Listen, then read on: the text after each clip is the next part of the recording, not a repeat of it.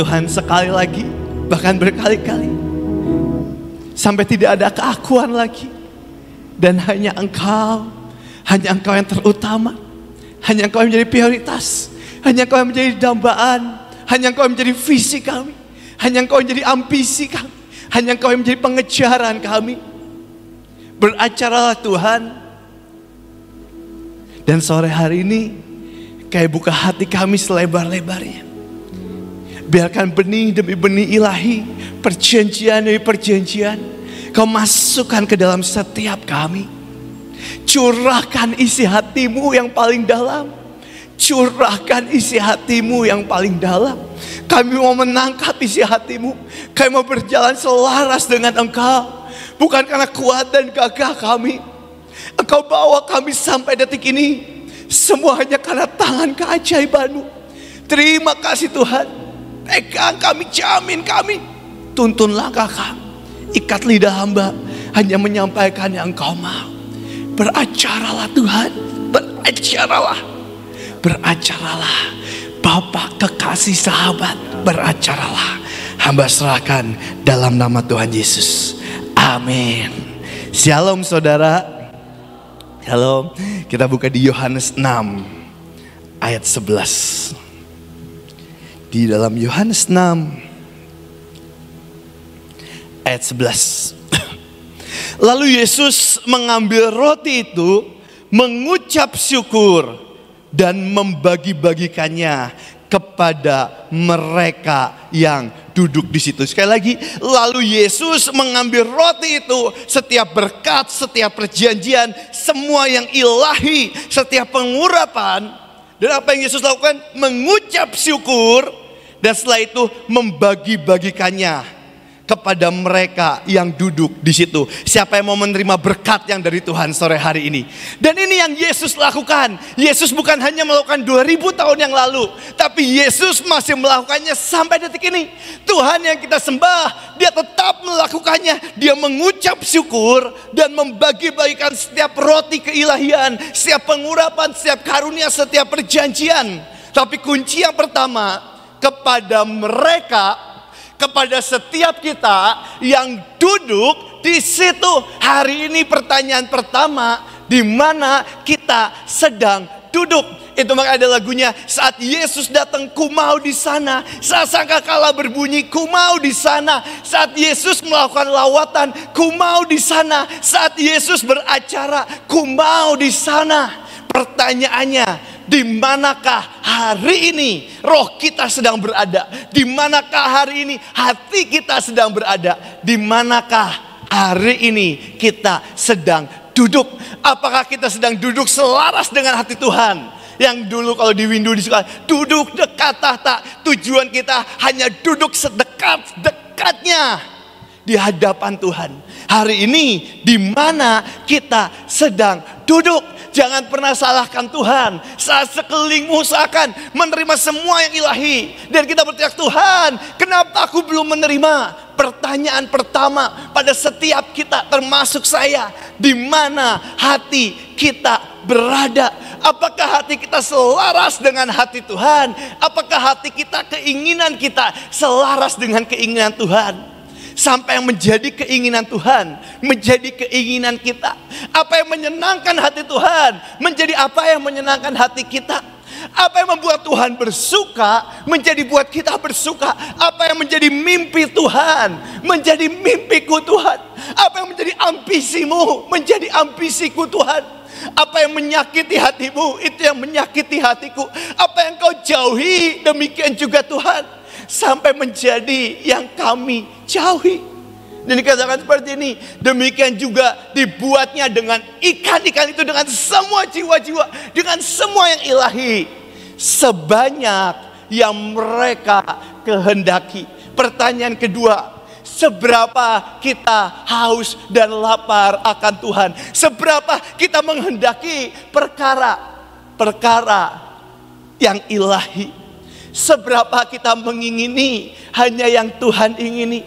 Seberapa kita merindukan hanya yang Tuhan rindukan? Tanpa sadar dengan semua tawaran, bisakah kita berkata, Tuhan, Aku hanya mau menerima apa yang Engkau mau untuk aku terima. Aku hanya mau mengambil apa yang Engkau mau untuk aku ambil. Aku hanya mau excited saat Engkau excited. Aku mau haus dan lapar akan Engkau, merindukan Engkau, mendambakan Engkau. Saudara, satu kali hari itu bahtera awal di mana Tuhan beracara begitu dahsyat. Di tempat ini, di Semarang, di semua kota demi kota. Satu kali Tuhan mulai mendidik kita, mendidik keluarga kita, mendidik saya, mendidik semuanya.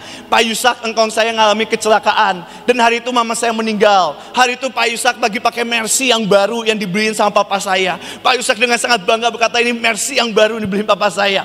Tapi tiba-tiba mengalami kecelakaan dan Mercy-nya hancur. Pak Yusak masuk rumah sakit dan hari itu dirawat di Borromeus. Dan satu hari kita keluarga berkumpul. Hari itu saya masih sangat kecil, saya cuma dengar aja. Terus Bu Iin bilang ke keluarga, yuk kita kumpulin uang. Kita bikin papa happy, kita bikin Pak Yusak happy, kita bikin engkong happy. Hari itu kekumpul uang dan datang ke engkong dan bilang, Pak Yusak, kita kumpul uang. Mungkin gak banyak, tapi kita mau beli dari uang yang kumpul ini, kita mau beliin mobil. Kan mobilnya papa Mercy, papa yang baru itu rusak. Mobil Mercy engkong itu rusak. Kita mau beliin engkong Mercy yang mobil yang baru yang engkong mau. Mungkin kumpul uang segini, kita mau beliin mobil yang baru. Karena kita tahu hari itu hal yang engkong sangat suka, Pak Yusak sangat suka, salah satunya mobil. Dari kecil beliau sangat suka mobil yang cepat dan sebagainya. Dan Pak mau beli mobil apa? Mau beli mobil Gallon dan sebagainya. Mobil apa? Yang mau, yang engkong mau, kita beliin. Dan hari itu Pak Yusak bilang di ranjang rumah sakit, dia bilang ke keluarga, dia angkat tangan dan dia bilang, jangan kasih aku mobil.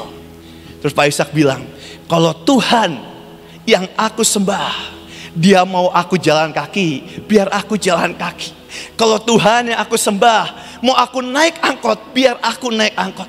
Kalau Tuhan yang aku sembah, mau aku naik motor, biar aku naik motor. Tapi jangan pernah berusaha membela dan seakan menjadi Tuhan. Dan satu kata-kata yang saya gak pernah lupa, Pak Yusak bilang kepada setiap kita, sekali jongos, tetap jongos.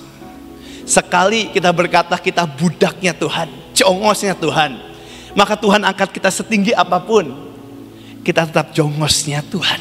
Dan jongos cuman hidup berdasarkan belas kasihan dari tuannya, belas kasihan dari Tuhan, dan tidak pernah dari orang sekitar dan semua orang, hanya mengharapkan belas kasihan dari Tuhan. Tapi pertanyaannya sore hari ini, apa yang sebenarnya kita kehendaki? Masihkah kita merindukan perkara-perkara ilahi? Masihkah hati kita mencerit dan berkata, Tuhan, aku mau Engkau, aku mau semua yang Engkau mau berikan di tengah-tengah kami, aku mau Engkau. Dan lihat ayat 12-nya, dia Tuhan yang sangat murah hati, dia Tuhan yang sangat baik, dia Tuhan yang sangat royal, dia Tuhan yang sangat ingin memberikan semuanya kepada kita. Dia Tuhan yang bukan Tuhan yang pelit, dia Tuhan yang berkata, all I have is yours, semua yang aku punyai itu milikmu nak. Dia Tuhan yang begitu indah. Tapi jangan pernah salah artikan kemurahhatian dan kebaikan Tuhan dengan sikap kita yang kadang tidak bertanggung jawab. Dan lihat ayat 12 yang Tuhan berkata seperti ini. Dan setelah mereka kenyang, ia berkata kepada murid-muridnya, kumpulkanlah potongan-potongan yang lebih, supaya tidak ada yang terbuang. Sekali lagi, dan ketika murid-muridnya kenyang, Tuhan berkata, kumpulkanlah potongan-potongan yang lebih. Dia tidak pernah mau ada hal yang ilahi sekecil apapun, ada pengurapan sekecil apapun, secuil, sepotongan apapun, perkara rohani, perkara talenta, semua perkara sekecil apapun yang terbuang sia-sia. Dia Tuhan yang baik, ya. Dia Tuhan yang akan memberikan semuanya. Minyak, pengurapan, karunia, dia akan berikan semuanya. Tapi ingat, dia juga investor yang sangat handal. Ingat, dia adalah pekerja yang begitu dahsyat, yang begitu profesional. Dan ini yang Tuhan katakan, kumpulkanlah potongan-potongan yang lebih, supaya tidak ada yang terbuang sia-sia. Hari ini pertanyaannya, seberapa banyak talenta, karunia, pengurapan yang detik ini Tuhan telah berikan di tengah-tengah kita. Dan hari ini yang saya mau bilang, yang Tuhan mau bilang, jangan sampai setiap hal sekecil apapun, potongan-potongan itu terbuang sia-sia. Karena satu hari kelak, apapun itu kita akan pertanggungjawabkan di hadapan Tuhan. Bahkan setiap waktu yang Tuhan berikan, setiap umur, semua hal. Makanya saya waktu kemarin di tengah KKR dan sebagainya, saya suka dengar Bu Nani bilang, setiap minyak pengurapan yang keluar dari surga harus diberikan kepada orang yang tepat. Kenapa? Karena jangan sampai setiap potongan sekecil apapun terbuang sia-sia. Semua karunia, semua urapan, semua jabatan, semua kesempatan tidak akan pernah boleh terbuang sia-sia. Dan sore hari ini yang Tuhan mau sampaikan di tengah-tengah kita. Kolose 3 ayat 12. Tapi biar yang pertama, di mana kita berada, di mana hati kita berada. Yang kedua, seberapa hati kita benar-benar merindukan perkara yang ilahi. Dan yang ketiga, jangan sampai semua perkara yang ilahi itu terbuang sia-sia. Jangan pernah sampai semua perkara yang ilahi terbuang sia-sia. Saudara, sebelum lanjut, boleh tutup matamu sebentar, taruh tanganmu di hatimu. Tuhan, hamba berdoa sekali lagi, biar hati kami merindukan perkara-perkara yang ilahi. Biar hati kami, hati hamba, haus dan lapar akan Engkau. Kami memang jauh dari profesional, kami jauh dari hebat, kami jauh dari semuanya. Tapi biarkan kami merindukan perkara yang ilahi. Biarkan kami tetap menjadi orang yang pertama yang lari ke depan, yang berkata, Tuhan, aku mau Engkau.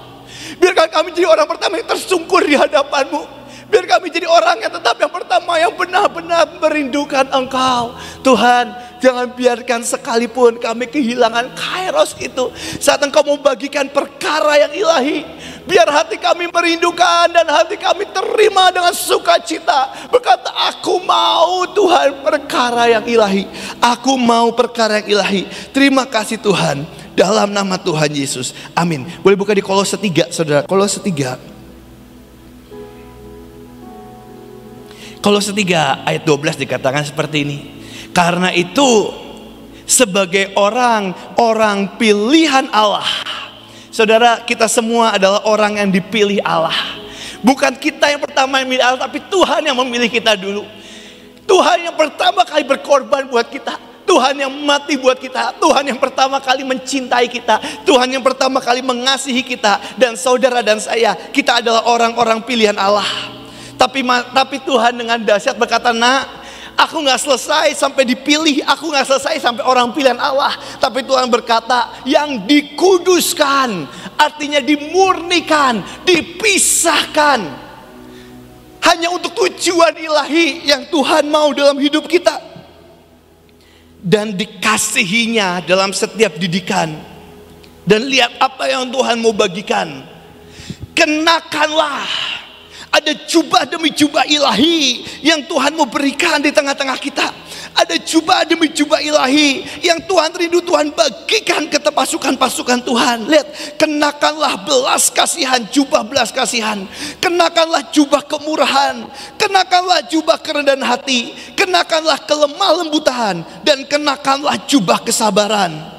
Ayat 13, sabarlah kamu seorang terhadap yang lain, dan ampunilah seorang yang lain apabila yang seorang menaruh dendam terhadap yang lain. Sama seperti Tuhan telah mengampuni kamu, kamu perbuat jugalah demikian. Dan ayat 14, dan di atas semuanya itu, kenakanlah jubah terdahsyat, kenakanlah jubah kasih sebagai pengikat yang mempersatukan dan menyempurnakan. Boleh gambarnya ditampilin, gambar yang simple. Cuman satu slide kasih. Boleh PPT-nya, satu PPT, satu slide aja. Hari ini ada satu senjata yang paling dahsyat yang disebut kasih. Yang disebut kasih. Dan dikatakan seperti saya aja baca gak apa-apa. Dalam Kolose 3 ayat 14. Dalam The Message dikatakan seperti ini.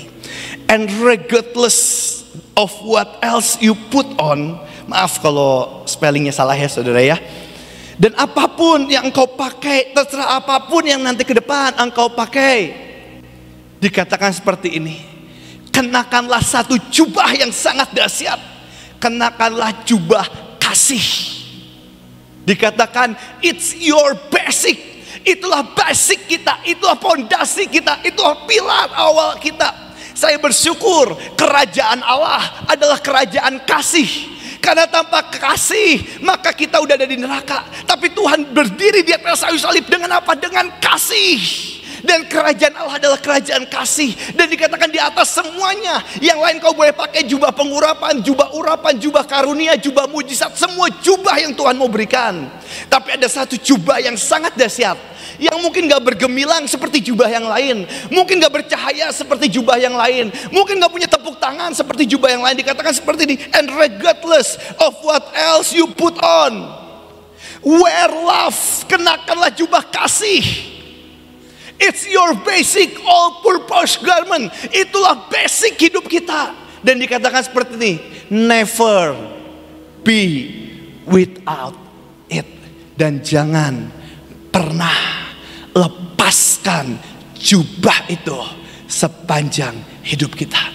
Jubah kasih yang membuat kita all out ke Tuhan.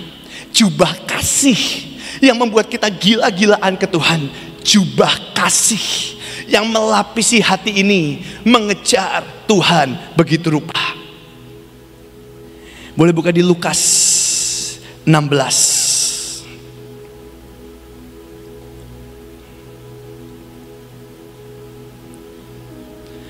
Lukas 16 ayat 1. Sorry kata seperti ini. Dan Yesus berkata kepada murid-muridnya, ada seorang kaya yang mempunyai seorang bendahara. Kepadanya disampaikan tuduhan bahwa bendahara itu menghamburkan miliknya. Saudara, sampai detik ini kita adalah bendahara-bendahara Tuhan. Dan kadang banyak bendahara saya yang gak bertanggung jawab, yang Tuhan kasih buat yang lain lewat saya. Tapi Bevis pakai untuk kepentingan Bevis. Bevis pakai untuk kesukaan Bevis. Bevis pakai untuk kepentingan dan semua kemauan kedagingan yang busuk ini.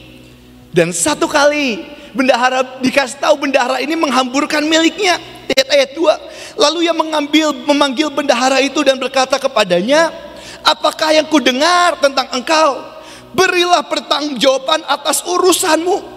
Sebab engkau tidak boleh lagi bekerja sebagai bendahara.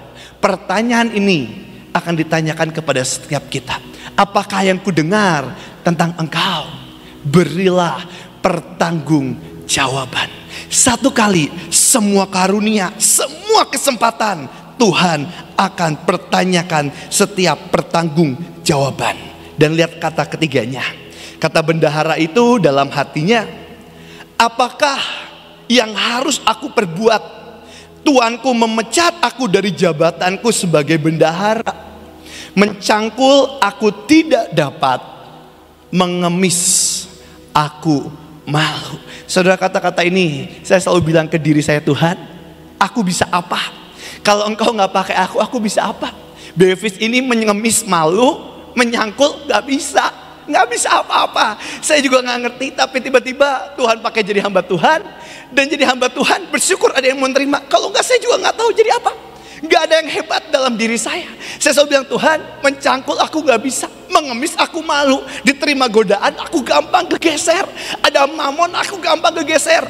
Sampai satu kali papa saya datang ke saya, papa saya bilang kayak gini, Bev, doain papa ya. Papa tuh gak ngerti kenapa setiap kali ada bisnis demi bisnis, udah mau goal tapi selalu gagal dan selalu amburadul semuanya. Udah mau goal selalu amburadul. Doain papa ya, ini papa ada bisnis dan sebagainya. Terus saya bilang ke papa, menurut saya, menurut Bevis tahu masalahnya cuma satu. Terus papa saya nanya, masalahnya apa Bev? Saya bilang, masalahnya ada di Bevis. Papa saya tanya, kenapa? Karena kalau papa berhasil bisnisnya, punya puluhan M, ratus M dan sebagainya, percayalah, Bevis minimal akan menerima kecipratan. Gak tahu berapa, tapi pasti kecipratan.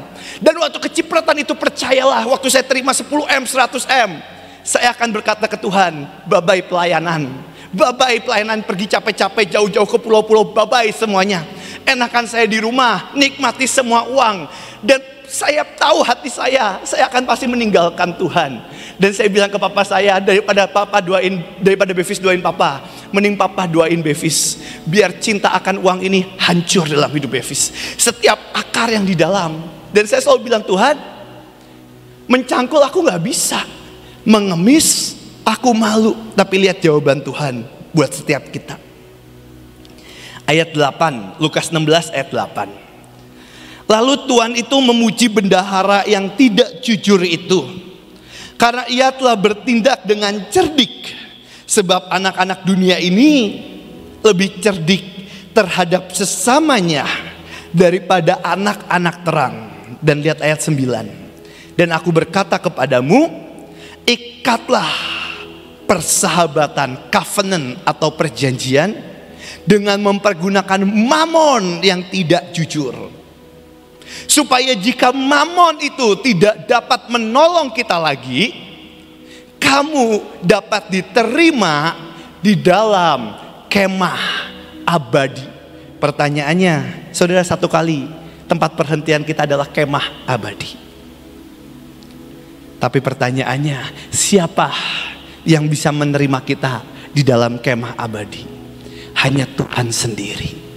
Dan apa yang mau Tuhan katakan? Tuhan berkata, nak, gunakan apapun yang kau punya, bahkan mamon sekalipun sekasar-kasarnya, hanya untuk satu tujuan, bangun relationship dengan Tuhan.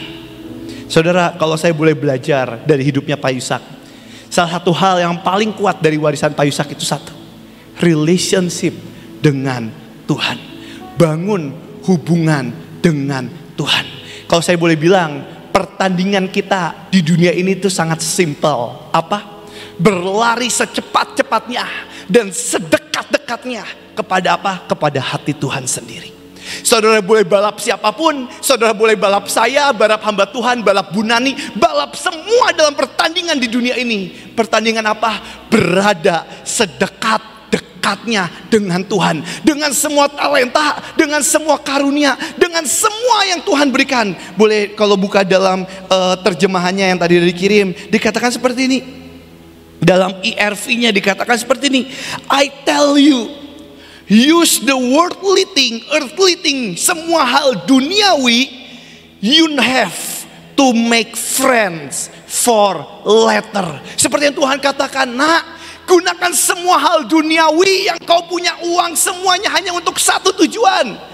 Make friends, bangun hubungan dengan siapa? Friends, Bapa, Putra, dan Roh Kudus. Karena cuma mereka lah yang bisa menerima kita di dalam kemah abadi. Welcome into home that lasts forever. Balap sebalap-balapnya, berada sedekat-dekatnya dengan hati Tuhan. Dan kadang kita gak bisa bohong kok. Kadang ada hari-hari di mana kita merasa kita sedang berada sangat dekat dengan Tuhan. Tapi kadang ada hari-hari di mana kita akan merasa sangat jauh dengan Tuhan. Karena kedagingan, karena kemarahan, karena apapun itu. Dan saya mau berdoa buat setiap saudara dan setiap saya. Waktu Tuhan panggil kita pulang, dan Tuhan berkata, terima kasih hambaku yang setia, tugasmu udah selesai. Biarkan setiap kita, saudara dan saya, sedang berada di titik terdekat dengan hati Tuhan, sedekat-dekatnya. Karena gak ada yang lain. Pertandingan kita di dunia cuma satu, sedekat-dekatnya dengan Tuhan. Gak peduli tentang jiwa-jiwa, gak peduli tentang karunia, gak peduli tentang urapan, gak peduli tentang mujizat. Sedekat-dekatnya dengan Tuhan. Mujizat, urapan, semua hanya untuk satu tujuan. Uang, earthly thing, itu semua hanya untuk satu tujuan. Worldly thing, hanya untuk satu tujuan. Yang Tuhan katakan, makes friends for later. Berada sedekat-dekatnya dengan Tuhan. Balap hamba Tuhan, balap para pelayan, balap siapapun. Kita sedang bertanding, dan pertandingan kita cuma satu, berlari sedekat-dekatnya ke hati Tuhan. berlari sedekat-dekatnya ke hati Tuhan. Dan saya mau bilang saudara semua, mari berlari sedekat-dekatnya ke hati Tuhan. Balap siapapun, karena tujuan inilah kita ada, berada sedekat-dekatnya dengan Tuhan. Dan saya akan tutup dengan satu cerita terakhir ini, di perikop terakhir ini. Boleh buka di Yohanes 20. Satu senjata yang membuat kita bisa berlari sedekat-dekatnya ke hati Tuhan. Ada hari-hari di mana kita merasa kita sedang sangat dekat. Gaspol terus, gaspol terus, saudara, gaspol terus. Terima kasih buat urapan, terima kasih buat mujizat, terima kasih buat karunia. Tapi semua itu hanya untuk satu tujuan, bangun relationship, make friends. Sedekat-dekatnya dengan Tuhan, sedekat-dekatnya dengan Tuhan. Saya tutup dengan ini sebelum nanti lanjutin lagi. Yohanes 20 ayat 1. Lihat seorang pahlawan iman yang dalam hidupnya mengenakan jubah kasih. Satu senjata yang begitu ampuh, yang begitu dahsyat, yang begitu setan sangat takuti, yaitu kasih, iman, pengharapan, dan kasih. Sekalipun kita memberi diri kita dibakar, sekalipun kita bisa berbahasa malaikat, sekalipun kita bisa melakukan apapun tanpa kasih. Kasih itu lebih dari sekedar emosi. Kasih itu lebih dari sekedar gelora. Yes, kasih dimulai dari gelora. Kasih sampai kita menjadi selfless, sampai bukan aku lagi tapi Tuhan. Dan satu senjata yang malam ini Tuhan mau bagikan, jubah kasih. Jubah yang begitu dahsyat, yang Kolose katakan, and never be without it. Dan jangan pernah tanggalkan itu selama 24 jam, 365 hari selama hidup kita. Jangan pernah tanggalkan itu, never be without it. Jubah kasih. Yohanes 20 ayat 1. Pada hari minggu pertama, pada hari pertama minggu itu, pagi-pagi benar ketika hari masih gelap, pergilah Maria Magdalena, seorang yang mengenakan jubah kasih dalam hidupnya. Dia bukan orang yang hebat, dia bukan orang yang paling membuat mujizat, bukan jiwa-jiwa yang sangat banyak yang dia bawa, tapi satu hal yang dia kenakan yang begitu dahsyat, jubah kasih. Pergilah Maria Magdalena ke kubur itu dan melihat bahwa batu itu telah diambil dari kubur. Maria Magdalena itu siapa sih? Dia adalah orang yang terakhir meninggalkan Tuhan ketika Tuhan disalib. Di saat semua murid-muridnya, ada Yohanes yang nempelin kepala ke dada Tuhan, ada Petrus yang berapi-api yang berkata, semua boleh meninggalkan kau, aku gak akan meninggalkan kau. Ada Yakobus, ada semua murid-murid Tuhan, ada semua yang melihat kemuliaan Tuhan dan sebagainya. Tapi cuma ada satu perempuan yang paling terakhir meninggalkan Tuhan ketika Tuhan disalib. Dan satu perempuan yang pagi-pagi benar, yang paling pagi pergi ke kubur. Banyak orang diselamatkan, tapi Maria orang yang paling mengasihi Tuhan, yang sangat mendambakan Tuhan. Ketika kita mengenakan jubah kasih, di situ kita menemukan keindahan Tuhan. Di situ kita menemukan nikmat dari cintanya. Ayat 2, ia berlari-lari mendapatkan Simon, Petrus, dan murid yang lain yang dikasihi Yesus, Yohanes. Dan berkata kepada mereka, Tuhan telah diambil orang dari kuburnya, dan kami tidak tahu di mana ia diletakkan. Ada murid-murid yang hebat. Petrus berjalan di atas air dengan semua mujizat. Yohanes yang dikasihi Tuhan, menempelkan, mengerti detak jantung Tuhan. Tapi ada satu perempuan yang mungkin waktu yang diluangin lebih lama murid-murid, yang mungkin yang lain lebih hebat. Tapi ada satu perempuan yang mengenakan jubah kasih. Maka berangkatlah Petrus dan murid-murid yang lain ke kubur. Keduanya berlari bersama-sama, tapi yang lain itu berlalu lebih cepat daripada Petrus. Hati-hati ya saudara ya. Engkau bisa pelayanan lebih dulu, bisa kenal Tuhan lebih dulu, tapi bisa dibalap sehingga lebih dahulu sampai ke kubur. Lihat ayat 5. Ia menjenguk ke dalam dan melihat kain kafan yang terletak di tanah. Dan tetapi ia tidak masuk ke dalam. Ayat 6, maka datanglah Simon Petrus juga menyusul dia dan masuk ke dalam kubur itu. Ia melihat kain kafan terletak di tanah. Ayat 7, sedang kain peluh yang tadinya ada di kepala Yesus tidak terletak di depan kain kafan itu, tetapi agak di samping tempat yang lain sudah tergulung. Ayat 8, maka masuklah juga murid yang lain yang lebih dahulu sampai ke kubur, dan ia melihatnya dan percaya. Mereka melihat mujizat, mereka melihat apa, dan mereka percaya. Sebab selama itu mereka belum mengerti isi kitab suci mengatakan bahwa ia harus bangkit dari antara orang mati. Dia lihat tanda dan percaya. Dan ini dahsyat. Tapi lihat Yohanes 20 ayat 10. Lalu pulanglah kedua murid itu ke rumah. Murid-murid punya rumah untuk balik. Murid-murid punya keluarga. Murid-murid punya rumah, home yang dia bisa nikmatin. Dia berkata, aku mau ikut Yesus, terima kasih Tuhan Yesus. Tapi kalau Tuhan Yesus akan meninggalkan dan seakan aku gak lihat dimanapun, it's okay. Aku masih punya rumah untuk aku balik, untuk aku kembali, untuk aku bisa pulang, come home. Tapi lihat seorang yang mengenakan jubah kasih. Yohanes 20 ayat 11. Tetapi Maria berdiri dekat kubur itu dan menangis. Sambil menangis, ia menjenguk ke dalam kubur itu. Semua balik ke rumah, tapi Maria tetap berdiri dan menangis. Kenapa? Karena Maria seorang yang mengenakan jubah kasih. Dia tidak ada tempat pulang yang dia bilang home selain Tuhannya sendiri. Yang lain tanpa Tuhan gak masalah, masih dahsyat kok dengan semua mujizat, dengan semua karunia, dengan semuanya apa. Tapi buat seseorang yang mengenakan jubah kasih, dia selalu akan berkata, Tuhan, tanpa Engkau aku gak bisa. Tanpa Engkau aku gak bisa Tuhan. Aku gak bisa melangkah, aku gak bisa melakukan apapun.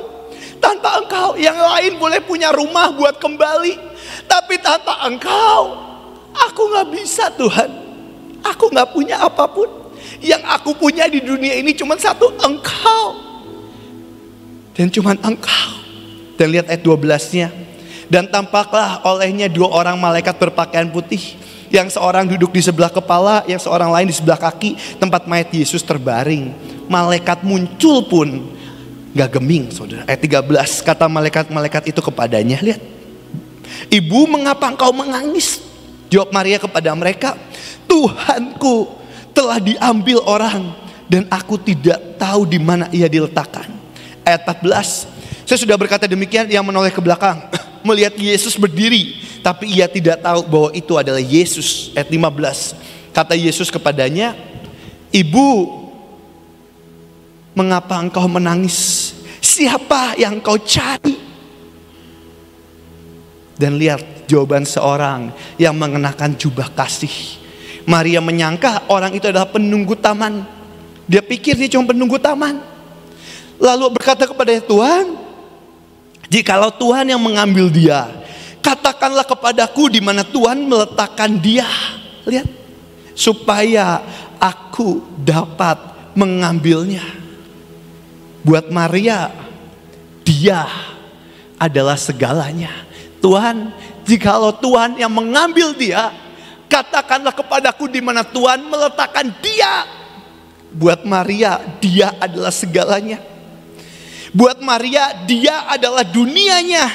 Gak peduli dunia tahu dianya Yesus atau bukan. Tapi buat Maria, dunia ini hanya ada dia dan cuma dia.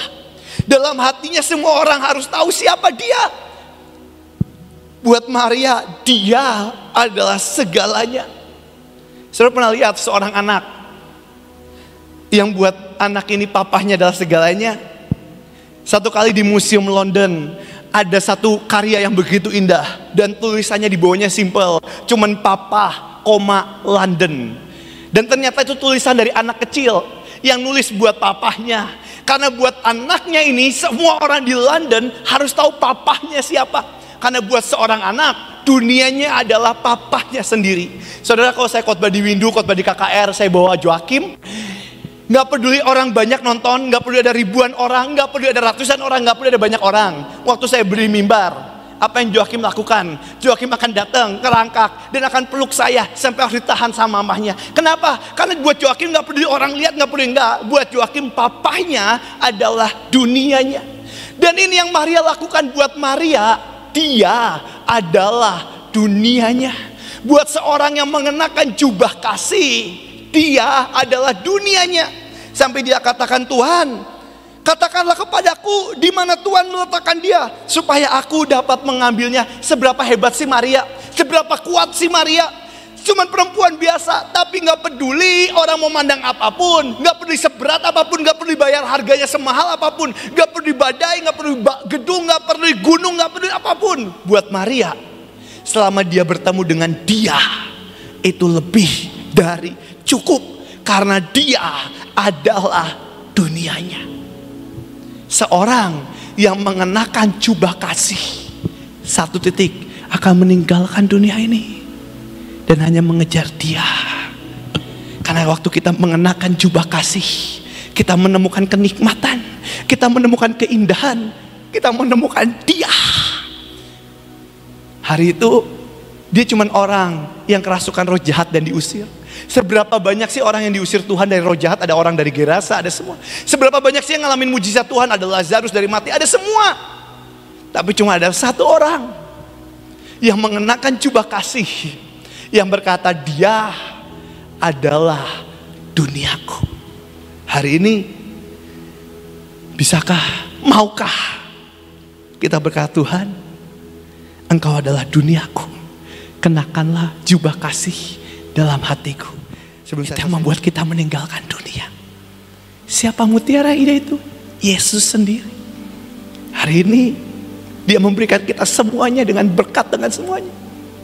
Tapi bolehkah, maukah Tuhan taruh jubah kasih dalam hidup kita? Boleh tutup matamu sebentar. Hari ini kalau engkau berkata, Tuhan, aku mau menerima jubah kasih itu dalam hidupku. Aku mau menerima jubah kasih. Telah sangat lama aku kehilangan kasih mula-mula. Karena it's a Lucifer fall. Telah sangat lama mataku terlalu gampang melihat dunia. Dulu di awal pengejaranku kepada Tuhan, aku tanggalkan semuanya. Tapi di tengah semuanya terlalu gampang mataku terkecoh. Dan malam hari ini aku mau terima jubah kasih. Bolehkah engkau angkat kedua tanganmu di hadapan surga?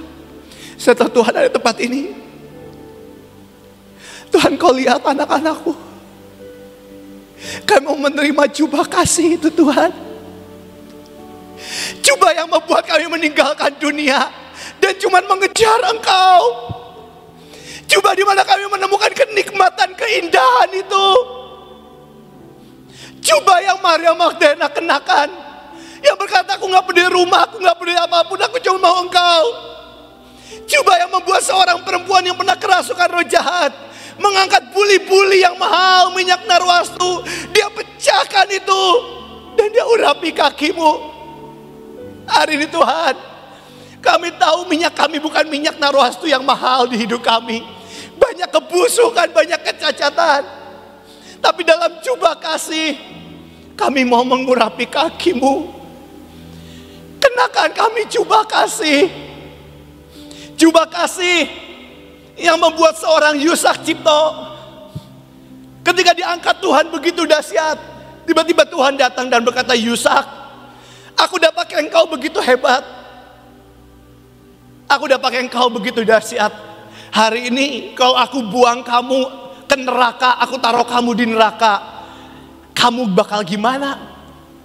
Aku akan buang kamu ke neraka. Dan hari itu dalam jubah kasih, seorang Yusak Cipto berkata, Tuhan, kalau itu yang engkau mau dan itu menyenangkan hatimu, taruh aku di neraka. Jubah kasih yang membuat seorang Musa berkata, Tuhan, terima kasih buat malaikat, terima kasih buat malaikat perang, terima kasih buat semuanya, terima kasih buat mana, terima kasih buat tiang awan dan tiang api, terima kasih buat laut yang terbelah. Tapi Tuhan, terima kasih juga buat tanah Kanaan, tanah destiny. Tapi Tuhan, kalau Engkau gak berjalan bersama kami, aku gak mau melangkah satu langkah pun. Aku gak mau melangkahkan satu kaki pun. Karena ini yang membedakan kami dengan bangsa kami.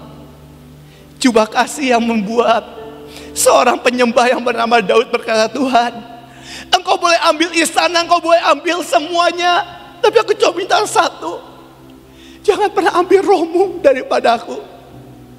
Jubah kasih yang membuat seorang Paulus berkata, Tuhan, yang aku rindukan itu cuma satu, bersekutu dalam penderitaan bersama Kristus, mengalami kebangkitan dalam kematiannya. Hari ini Tuhan, curahkan jubah kasih di tengah-tengah kami. Kami mau sekali lagi mengenakan jubah kasih, meninggalkan apapun yang dunia ini tawarkan, dan cuma mengejar Engkau. Hanya Engkau segalanya Tuhan. Hanya Engkau segalanya. Curahkan jubah kasih. Biarkan dunia tertawa. Biarkan dunia berkata kami bodoh. Biarkan dunia berkata apapun. Tapi kami mau mengenakan jubah kasih, meninggalkan semuanya hanya demi satu mutiara terindah, yaitu Yesusku sendiri. Terima kasih Tuhan. Hamba belajar dalam nama Tuhan Yesus. Amin.